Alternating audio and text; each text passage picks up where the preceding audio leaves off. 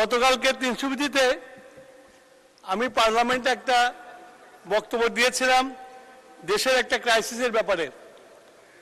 আমাদের বিদ্যুতের দুইটা পাওয়ার জেনারেশন বন্ধ হয়ে গেছিল, যার ফলে গতকালকে আমাদেরকে লোডশেডিং দিতে হয়েছিল। আল্লাহর রহমতে আজকে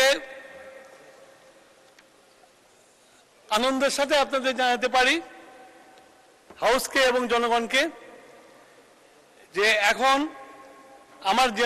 আমাদের জেনারেশন 14,500 আর ডিমান্ড এখন 14,839।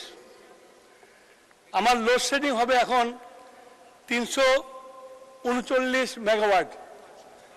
আমি আশা করি, আমরা চেষ্টা করছি এই 300 মেগাওয়াটকেও কমিয়ে নিয়ে আসার জন্য।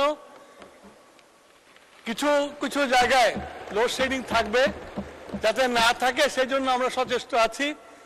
গতকালকে খারাপ ছিল, আজকে আল্লাহর রহমতে সেখান থেকে আমরা উত্তরণ করতে পেরেছি। মাননীয় স্পিকার, আপনাকে ধন্যবাদ।